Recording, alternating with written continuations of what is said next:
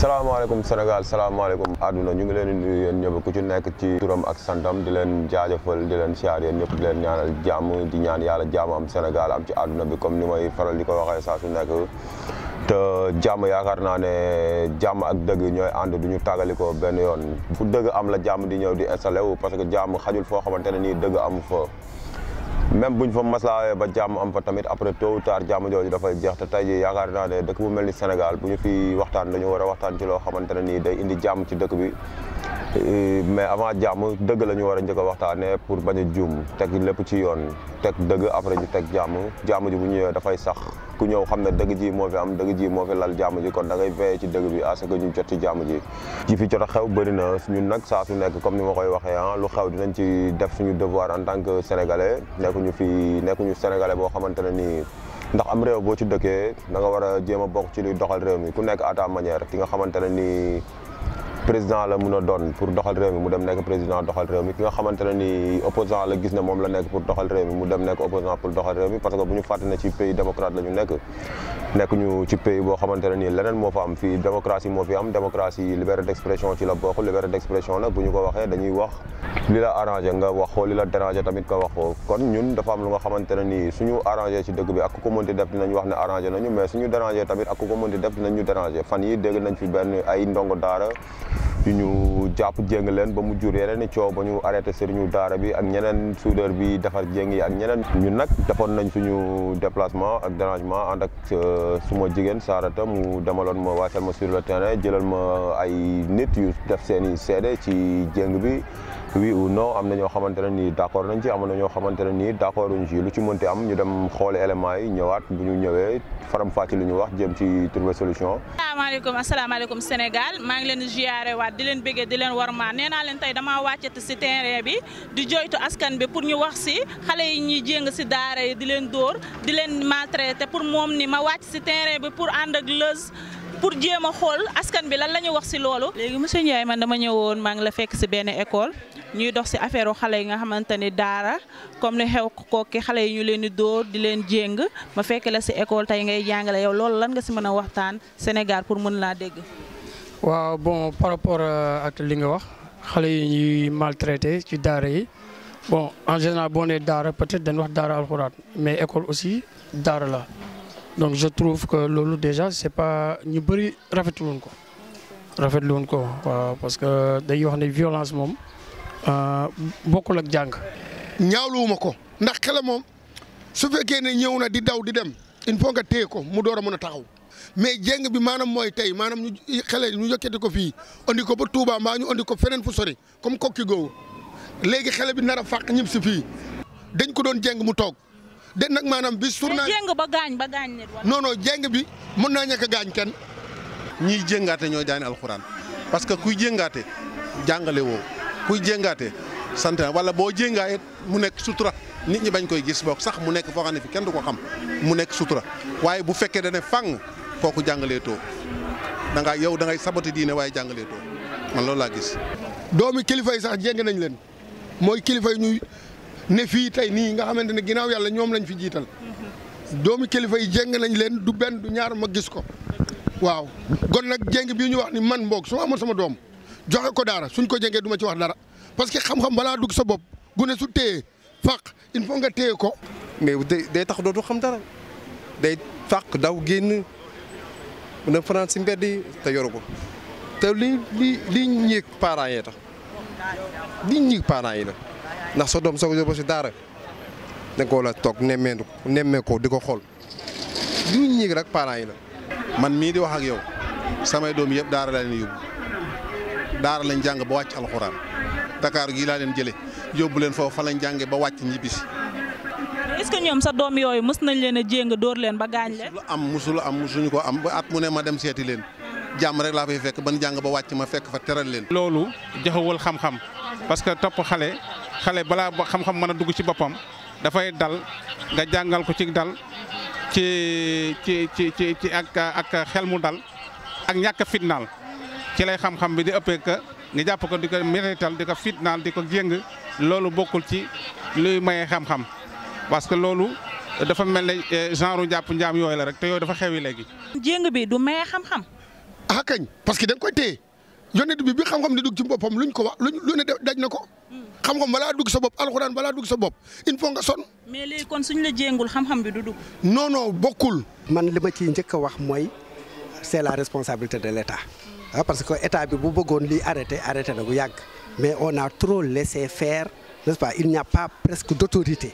ku ci nekk da ngay def lu la neex donc loolu moo engendré situation bi nga xam ne ni donc ñëw na fi ñun nous sommes des éducateurs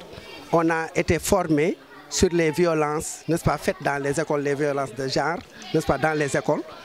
aussi bien que ñun ñiy jàngale français que ñiy jàngale daara yi donc subir nañu donc les mêmes formations ils ont été sensibilisés effectivement sur les violences mais c'est un phénomène récurrent n'est-ce pas ça ne change pas jusqu'à présent donc moi je dis que c'est la responsabilité de l'État donc l'État n'a qu'à prendre ses responsabilités par rapport à ça. sama gars yi nee naa leen li laa leen indiloon ci terrain bi wàcc di laaj askan bi tey xale yi nekk ci daara yi lu ñuy dundee ñii ñu leen di jéng di leen dóor ñii di bañ ñii di nangu nee naa la Leuz li laa la indiloon ci terrain bi di la ko jox ba beneen yoon naan la ñaaf. kon ñoo ko gisandoo ñooñu dem nañ doxantu am ñenn ñoo xamante ne ni comme kii li mu wax moom nee na d'accordul ci jéng bi ji te li muy firndeel dafa bëri parce que pour li njëkk a nekk problème mooy jël sa doom yóbbu daara suñu nee daara bon ñu fàttaliwaat encore une fois waxuñu daara pour parce que ay daara ñoo ngi ci dëkk bi di jàngal xale yi xam-xam xale yi di fa jógee di xam di génn di jariñ réew mi di muy ñu koy rafetlu bu baax a baax. ñi nga xamante ne nii ñoo ngi def yoon ñun waxuñu ak ñoom ñooñu dañ leen di def ci benn teg leen fenn am fu kawe fu ñu leen teg jox leen cër bu baax a baax parce que ñoo ngi def li nga xamante ne nii kenn gisu ci sa bopp. ku ci mel ni am na benn paa bu ñu jajal ci reportage bi mu ne ay doomam daara sëñ Soy bu Mbàkke la leen yóbbu jàng nañ ba bàyyi jàng ba wàcc alxuraan musuñu jéng musu leen sax dóoru jéegi dayoo kon ñooñu mënuñu leen boole ci loo bi mais ci bu ñu ñëwaatee ci wax ji bu baax a baax comme parents yi parfois fuite de responsabilité daf ci bokk loolu nag parents yi am nañ ci part mais état aussi am na ci part parce que tàmm nañu di dégg chaque jour ci télé bi xale yi yalwaan ci mbedd mi bëri na xale yi yalwaan ci mbedd mi bëri na ñii di def ay association di ket di wut ay yére di ko yóbbul xale yi ñii di def lii ñii di def lii di dimbale xale yi mais tey jii dama jàpp ne da ngay gis fii ci Ndakaaru gi ma dëgg da ngay gis xale bu ndaw boo xamante ne nii amagul juróomi at def tànku nen nekk ci mbedd mi di yalwaan kooku noonu bu ñu xoolee li ñu mën a wax foofu noonu mooy papaam ak yaayam dañoo daw responsabilité foofu leneen dina ñëwaat ci biir cas bi muy jur gu bëri gi dinañ ko ci indiwaat parce que tey jii yaakaar naa ne bu dee say moyen benn doom la permettre pour nga yor nga am benn doom bu yàlla soppee jamono nga am beneen doom mais tey jii say moyen permettre la nga am benn doom yow nga topp sa bànneexu bakkan bu nga am fukki doom mooy waral ngay jur ay doom yoo xamante ne nii doo leen attan da nga leen di yóbbu ci daara yi soit feneen ak feneen ñu def ko genre business sëriñ bi di leen tem yalwaani loo boo matalul mu dóor la boo matalul mu jéng la te yooyu noonu tey jii dëkk boo ko bëggee defar ci xale yi nga koy jëmbat amaana li baax parce que ñoom ñooy màgg ëllëg doon mag yi jiite ji réew mi ñi fi nekkoon seen génération dafay jeex ñu dem ku ci nekk am nga maam boo xam ne gisatoo ko ñii am papa boo xam ne gisatuñ ko ñoo fa nekk si place bi seen papa nekkoon kon adduna bi noonu la tey yow la suba man la ginnaaw suba sa doom ginnaawaat suba sama doom ainsi de suite kon mu nekk loo xamante ne ni nga jël sa doom yóbbu daara daw sa responsabilité vraiment lu ñaaw la lu askan bi ñaawlu la waxuma yóbbu daara bu nekk daw responsabilité la ñu bàyyi ci xel encore une fois parce que Sénégal dañu tàmm boo waxee ñu xool sa wax segg sa wax ba mu baax ñu jël li nga xamante ne nii peut-être moom la ñu mën a juger comme négatif ñu tegal la ko di la juger di la xoolee bët boobu non nañu xool li nga xamante ne nii amaana nit kuy wax comme ni ma ko waxee sànq su ma njëlbeenu wax man benn nit kese laa ci 16 millions d'habitants yi nekk Sénégal kon mënuma ñëw ne li may wax mooy dëgg par force mais damay wax pour bu fekkee li may wax mën nañ ci jaar trouver solution ñu trouver ci solution mais am na njuumte yoo xamante ne nii dafa ëpp te dañ koy gis ci yenn ñi man du ma leen tuddee ay sëriñu daara ñi nga xamante ne nii ñooy jàpp xale yi di leen jéng di leen def yu métti yi du ma leen jàppee ay sëriñu daara ñooñu ay défaillance ci biir daara yi laa leen bëgg a jàppee xaw ma nag nu ko nit ñi di juger mais man noonu laa leen mën a tuddee parce que mënu ma jàpp nga jàpp xale boo xamante ne nii droit de l'enfant dafa am respecté au droit de l'enfant nga saaganee ko teg ko fële ñu indi la doomu jàmbur mu def erreur xale bu nekk dafay juum xale bu dëkk ci këram ak papam ak yaayam dafay juum yaayam danaan ko bul génn mu génn papam ne ma bul génn mu génn mais bu ñëwee du ko jéngi da koy yar ba suba du defaat li mu waxoon mais yar à une autre manière tey jii nga dégg ci ñeneen ñi lay wax ne xale yi dañuy dem ci daara bi bu ñu defee lu ñu warul def moo tax ñu leen di jéng mais xale boobu noonu da nga koy yar à ce que du def loo xamante ne nii waru ko def parce que xale bu ñu la ko joxee nga def ci moom éducation bu baax du def lu mu warul def mais boo jëlee xale ñu jox la xale nga yee xale bi 4 heures du matin xaw ma da nga koy jàngal xaw ma loo koy def 6 heures 7 heures du matin tànkam moo ngi ci mbedd mi kooku mënul am éducation bala moo dugaat ci daara ji amaana naaj na mbaa timis passé léppam ci mbedd mi la koy passé gisul ku naan ko defal gisul ku naan ko bul def j'espère que daara tey jii bala nga ko mën a ubbi soit mais bu fekkee ñuy fayloo parents yi xaalis da ngay fay pour sa doom jàng nga fay pour sa doom jàng pour que mu nekk ci ay conditions yu baax mais ñëw non xale bi lii expliqué pare te xale bi dans des mauvaises conditions tey jii jéng nit ci daara dëgg neexul quoi mais bu ñu waxantee dëgg ci dëkku yoon la ñu nekk jalgati mënul ñàkk dafa am ñuy jalgati ñu yóbbu leen ci kaso bi mais xale bu ndaw nga jàpp ko mu def lu mu warul def nga ñëw noo da nga koy jéng takk ko ñun dégg naa ci ay cas nit koo xamante ne nii moo jàngee ci daara daara ji ñu jàngee nee na ma am na ñoo xam ne dañ leen fay jéng ay 2 at ñetti at mais loolu vraiment loolu lan la duñu 2 at ñetti at nga jéng ko xale boobu noonu bu yeewee ko mais 1000 chance mu nekk sadik la gën a jege que baax parce que foofu noonu nit mënoo ko teg dans des mauvaises conditions ba pare jàpp di def xam-xam ci boppam non xam-xam bala moo dugg sa bopp dëgg la neew ma kenn bu mu xale boo koy jàngal ku nekk ci ñun am nga saraka boo xamante ne nii moo ngi élémentaire day jàng da ngay ñëw di ko jàngal mu def benn erreur nga xaw ko ñamal tuuti après mu jeex quoi après nga jàll ci leneen mais pas nga yegg ak moom fenn fii loolu di def yenn violence yi ci xale yi. xale bu juumee am na neneen noo ko mën a redresser noo xamante ne nii du da nga koy dóor wala nga jéng ko loolu boo jàppee ne yaa ngi koy baaxal yaa ngi koy bonal. dégg ngeen ko ni mu ko waxee kenn ki ci reportage yi jéng ci daara la bokk dañoo juddu fekk ko fi dañoo lii fekk ko fi mais tey jii jéng ci daara la bokk dañoo juddu fekk ko fi mais juddu fekk fi jéng mais liñ judd fekk ko fi te baaxul dañ ko fiy jéem a jëlee pour teg fi lu baax parce que réew boo ko bëggee defar xale yi ngay njëkk a def ci ñoom yar ñoom ñooy mag nekk magu ëllëg mais boo jëlee xale yi di leen jéng xale yi dañuy sadik gis nañ fi ay boo yoo xamante ne nii dañuy fàq daara seen famille bañ leen yóbboo daara ba léegi kenn xamatul fu ñu nekk seen famille ci boppam xamatuñu fu ñu nekk xam naa dañ leen di mujjee saraxal rek gëm yàlla te ñoo ngi ci laaf bi ñii ñoo ngi ci kaso yi di dund lu metti loolu noonu yóbbu kan moo ko yóbbee seen sëriñ mais vraiment seen sëriñ bi soi-disant sëriñ laa mën a wax du mën a sëriñ parce que kooku matul sëriñ kii jàpp xale bi di ko torturer di ko maltraiter kooku matul sëriñ moom nag lañ mën a wax parce que moom la ñu faral di dégg mais kooku vraiment matul sëriñ ñu dégg fi beneen cas ci cas yi te cas boobu li ñu ko fiy dégg bëri na fii nii nekkul ne ñun lépp dañuy ñëw pour wax lu neex kii wala lu neex kee lépp la ñuy wax quoi lu nga xamante ne nii du yoon ñu dévoilé ko ñëpp gis ko teg ci seen bët buñ ko mënee suñ ko mënul tamit ñëpp dégg ko am na benn femme bu ñu dajal ci biir reportage bi bon ñi demoon ci sur le terrain nee nañ femme bi def na leen dafa am jëkkër te dañu dajeek moom ci mbedd mais gis na ci ay cas yoo xamante ne nii vraiment yu mu war a mën a expliquer la ñu jël ko fay tëj suñu caméra jël ko noonu mu expliquer ci micro bi kese parce que bëggul kanamam feeñ. xale yi ci boppam ñu ngi ci biir daara yi en tant que góor ak góor di sëy ci biir daara yi am na te mu ngi ci dëkk bi Sénégal gi génnu dëkk bi kon suñu doom yi nañ leen jéem a yaraat ci yar gu njëkk gi jàngal leen seen diine ak l'islam su ma sañoon man doom doo ko jël sànni ji ko ci daara ñu koy jéng góor ñëpp góor lañ xale yi ku ci xasa am 14 ans di góor gu wér di yëg sa bopp ñu téye la ci daara lu ëpp fukki at ak juróom dooy dem sa parent jaaduwut nañ bàyyi loolu ñuy def xale yi ñu ne ci daara yi di sëyanti seen biir xale yu góor yu mag ya ca biir daara ja di sëy xale yu góor yi loolu am na ci réew mii. li mu wax dégg nañ ko ñun ñëpp da ngay gis daara yi ponkal moo xamante ne nii waxambaane la nekk ci biir daara bi jàng na ba pare des ci daara ji ñu indil ko xale yi pour mu jàngal leen mu nekk mag waxambaane toll ci am jabar amul jabar gisul jigéen mu jee di sëy ak xale yi te loolu du benn yoon lañ ko dégg du ñaari yoon lañ ko dégg peut-être que Sénégal dafa am affaire yoo xamante ne nii bu fi amee dañ koy gérer ci suuf lucidement ci suuf après ñu bàyyi mu sedd mais bàyyi mu sedd boobu noonu bu fekkee da nga foog ne mooy jàmm ji yaa ngi nax sa bopp parce que mbir bu amee boo xamante ne nii du yoon dañ ko war a dévoiler ñëpp jot ci ku nekk xam ci man tey jii je pense que loolu su ma nee état am na ci part mooy depuis ma nekk xale ñun ñëpp ñu nekk xale dañ koy dégg ci télé yi taalibe yi mais taalibe yi solution dafa am tey jii je pense que boo bëggee jàpp nit boo bëggee jàpp benn association de malfaiteurs doo jël ki ci gën a ndaw nga jàpp ko da ngay dem jàpp ki gën a mag bu boobaa day jeex man mënu ma gëm ne Sénégal am na ministre de l'éducation xaw ma fu mu mënti nekk mais bu dëkkul Dakar Sénégal la dëkk te bu dëkk Dakaram mooy gën a probable mënu ma gëm ne chaque jour dina jóge këram dem ba bureau wala fu mu mënti dem te rombul ay taalibe ay xale yoo xamante ne nii dañoo toll ci am amour paternel amour maternel toog jooy sa yaay kortu la nga noppi am loo bëgg sa papa dina la ko xam ne am nga papa xale yu toll noonu ñu gis leen ci mbedd mi ñuy taxawaalu di yalwaan di def tànku neen nawet bi récemment passé da ngay gis xale bu def tànku neen di dox ci biir ndox yi nga xam ne microbe yaa ngi dugg feebar yi lu nekk xaj na ci. tey jii ministre bi nga xamante ne nii moom lañ dénk wàllu woowu man xamuma ko mais yaakaar naa ne loolu noonu mënu ko bañ a gis parce que bu dul dara Sénégal la moom ci biir Sénégal foofu dem am na ay daara kon loolu noonu war na ci mën a wax.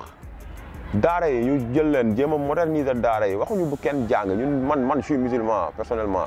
su ma jàngal nañ ma alxuraan jàngal nañ ma nasaraan su may rakk su may mag su may ñëpp su ma famille ku ci judd nañ la jàngal mais tey jii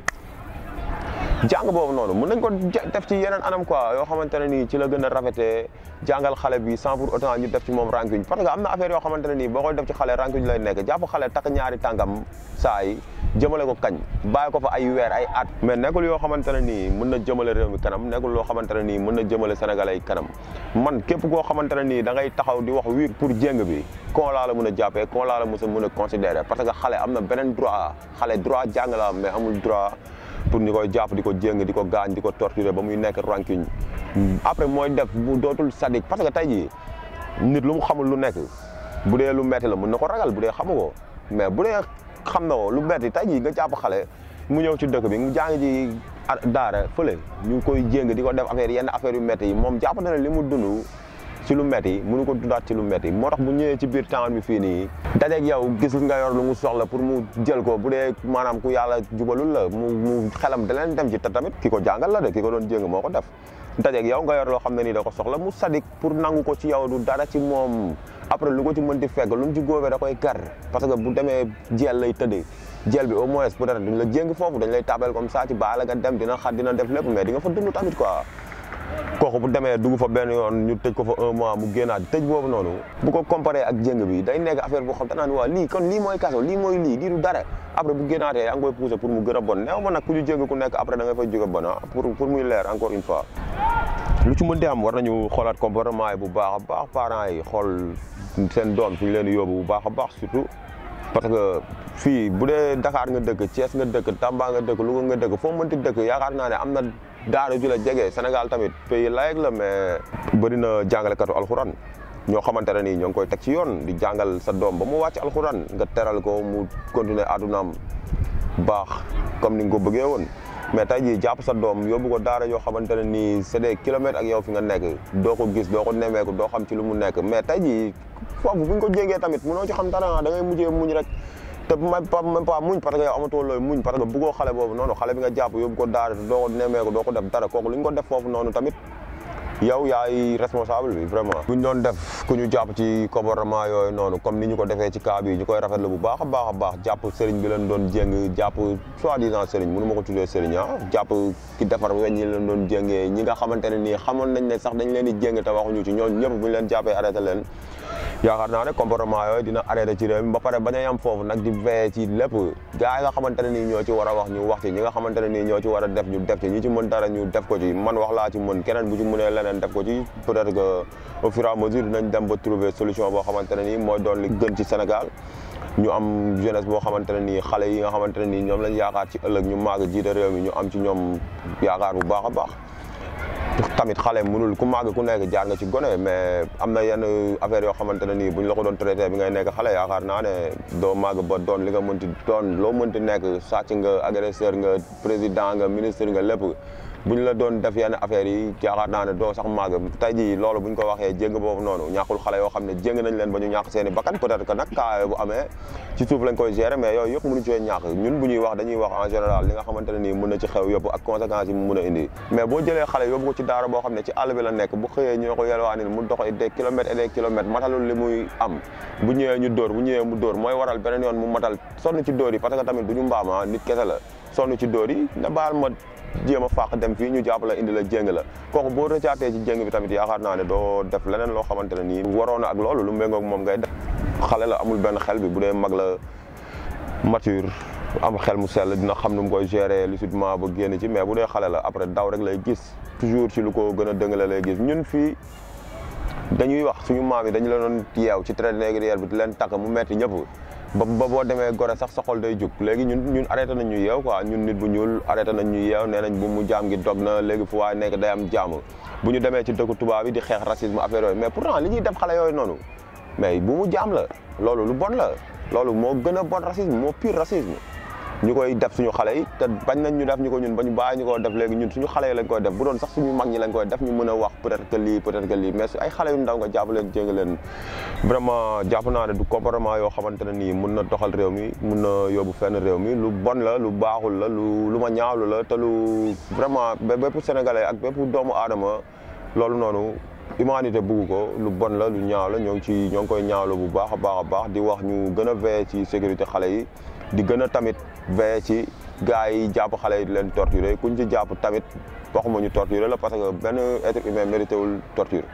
kenn mérité wul ñu lay torturer ku nekk jàmm nga mérité mais ñu jàpp la teg la ci anam yi nga xamante ne nii bu ñu la ci tegee ba bàyyi la ci am nañ yaakaar ni dootoo def jëf ju ni mel ñoo ngi koy ñaawlu bu baax a baax vraiment di waajur yi nga xamante ne nii yóbbu nañ seen doom daara jaaree fa gisatuñ leen yëpp ñu ngi leen di masawu ñi nga xamante ne nii tamit seen doom ñoo ngi daara actuellement ñu leen di nemmeeku lañ leen di duñu leen ne ñu jëli leen parce que ku nekk yaa xam ki la doy ba nga yóbbul ko sa doom kii sëriñam la ko yóbbul kii ki ko jàngal la ko yóbbul ku nekk yaa xam ki nga doy nga jox ko sa doom mais vraiment ñuy nemmeeku waat xale yi bu baax a baax xam ne tamit fii ku fi jur tamit dañ la jur ki nga jur tamit dafay juri ji ëllëg vraiment ñu teg ñëpp dans les bonnes conditions ku nekk li nga xamante ne nii moom lañ jàpp ne suñ ko defee du def ci xale bi yenn comportement yu salte yi yu ñaaw yi ñu jàpp ci bu baax a baax di ko def ñu bàyyi ci xel bu baax a baax gars yi di leen jaajëfal ci teewaay bi di leen ndokkale di leen ñaanal jàmm di ñaan yàlla jàmm yàgg Sénégal di ñaan tamit ñi nga xamante ne nii képp ku demati bay dem def doomu jàmbur loo xamante ne nii ku ko defoon sa doom du la neex nga bàyyi ci xel bu baax a baax xool ko bët bi ngay xool sa doom parce que li may di gars yi di wax comme ni ko tubaab bi waxee rek ne fais jamais aux autres ce que tu ne veux pas qu'on te fasse vraiment lu ñaaw la li ñuy def xale yi ñaawlu nañ ko trop yenn affaires yi ñoo ngi wax ci fan yi rayante bi ci dëkk bi pare duñu foofu sax ñoo ngi ci doon wax pare guñu ñu ñëw ci xale yi ñuy torturer vraiment ñoo ngi ñaawlu bu baax a baax jëf ji di leen ñaanal jàmm di ñaan yàlla jàmm yàgg Sénégal li ñuy wax nag vraiment ku mu déranger ñoo ngi ciy jégalu ak nu mu mënti demee ku mu déranger ñoo ngi lay jégalu bu baax a baax waxuñu ko pour mu déranger la mais dañ ko wax rek jàpp ne bu ñu ci sukkandikoo amaana solution dina mën a am parce que Sénégal Macky Sall mënu ko avancer man mënu ma ko avancer ministre mënu ko avancer ñun ñëpp ñooy booloo nekk benn pour avancer ko parce que bale boo jàppee bantu bale def ko nii day damm mais boo jàppee bale ance bëgg ko damm dina jafe lool pour mu damm ñu jàpp ci bu baax booloo ànd nekk benn say di xaacandoo di dóorandoo ku nekk di xoolee keneen ki comme ça boobu vraiment suñ ko defee yaakaar naa ne solution la pour dëkk bi am jaamu ñu ngi leen di bëggee yéen ñëpp